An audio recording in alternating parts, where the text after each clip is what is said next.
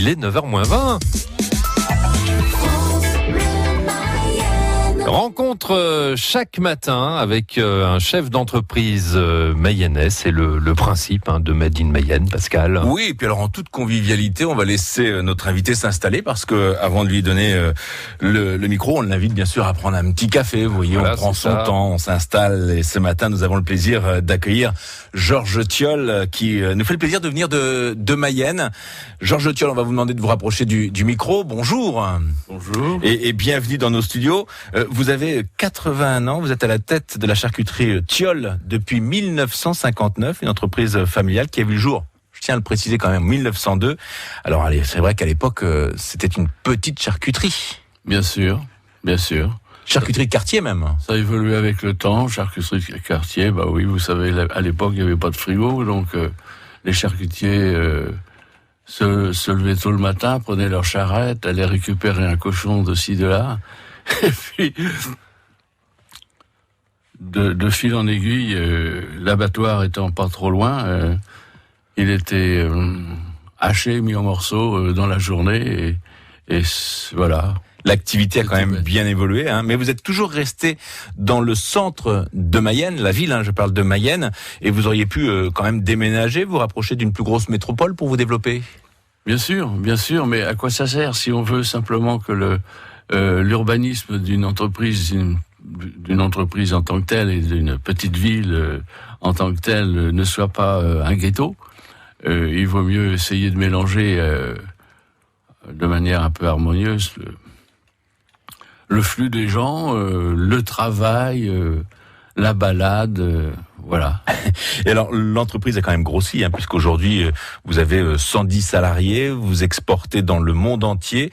Qu'est-ce que vous fabriquez exactement ? Bonne question. Vous le savez quand même. Qu'est-ce qu'on fabrique ? D'abord, on fabrique pratiquement tout.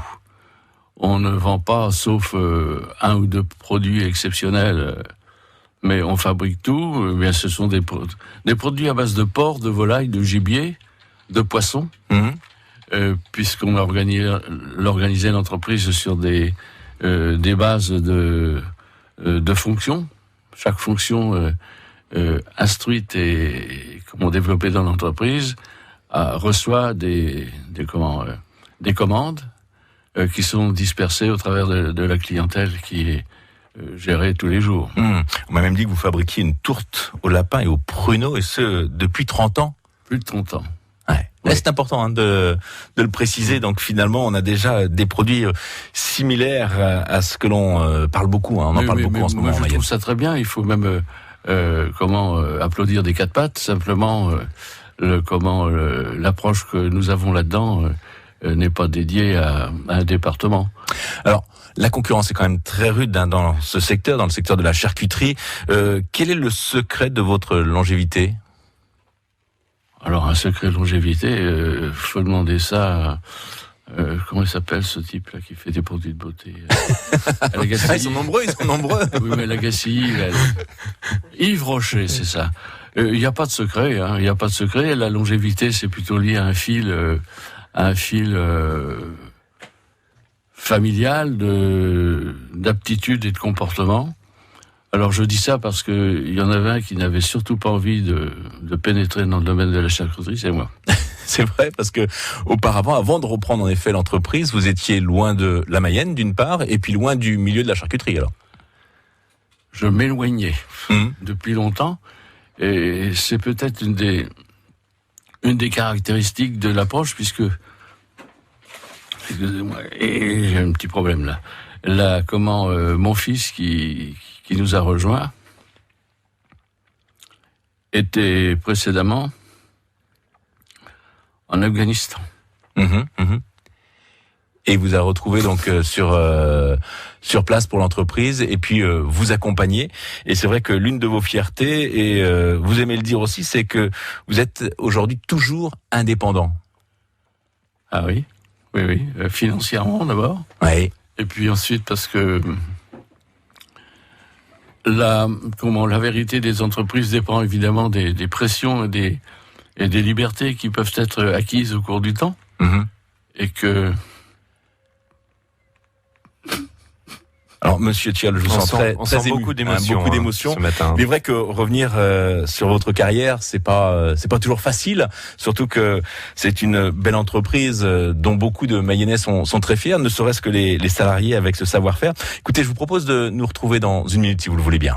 France Bleu. L'après-midi sur France Bleu Mayenne, on voyage dans le temps et dans la Mayenne. Avec cette année-là, on va jouer. On va se souvenir aussi des tubes, des émissions et des événements qui vous ont marqué. Cette année-là, de 13h30 à 16h sur France Bleu Mayenne. France Bleu, France Bleu Mayenne. La suite de Made in Mayenne, deuxième volet, Pascal. Avec donc Georges Thiol de la charcuterie Thiol à Mayenne. Alors on le disait, une entreprise qui a vu le jour en 1902. Vous êtes présent dans plus de 54 pays. Vous proposez les mêmes produits dans le monde entier ou vous êtes adapté en fonction des goûts des populations, peut-être des cultures locales? Non, ce serait difficile d'ailleurs d'être resté cohérent et perspicace en disant que on pourrait, bien sûr, au conditionnel, produire des choses adaptées, comme vous venez de le dire, au goût local, mais à mon avis, c'est une utopie.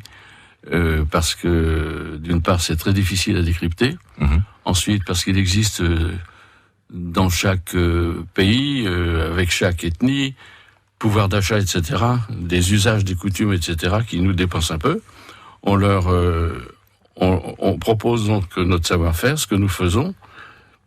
Et puis, curieusement, c'est peut-être plus, à condition de prendre le risque de cibler nos préparations, c'est une manière assez fructueuse d'accrocher les gens. Et l'alimentation est quand même pour vous une passion, puisque vous avez créé un salon gastronomique à Lyon, par exemple, le Syrah. Nous avons participé, ne dites pas qu'on l'a créé, et je me ferai battre. Mais vous êtes toujours attaché, à la culture de la gastronomie, à l'art culinaire, vous êtes attaché au goût également. Surtout au goût, oui. Surtout au goût. Le goût, c'est un sens un peu particulier. Alors qu'on dit souvent les goûts et les couleurs, on n'en parle pas. Eh bien, justement, c'est le contraire.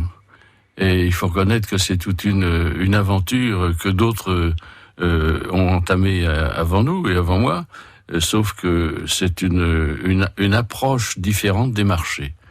Parler du goût, d'abord, on ne sait pas trop ce que c'est, et puis en s'enfonçant dans les détails de perception des signaux du goût, on s'aperçoit que c'est un outil qui est mis à la disposition de tout un chacun, mais qui est difficile à décrypter.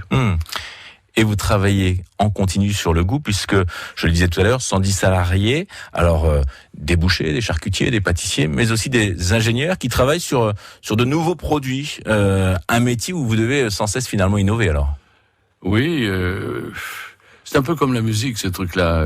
On peut répéter 100 fois un morceau, trouver des interprètes qui sont différents. Et au niveau du goût, cette espèce de... le monstre qui existe dans ce domaine-là, c'est le monde de la répétabilité industrielle. Nous en avons besoin, c'est une exigence de marché.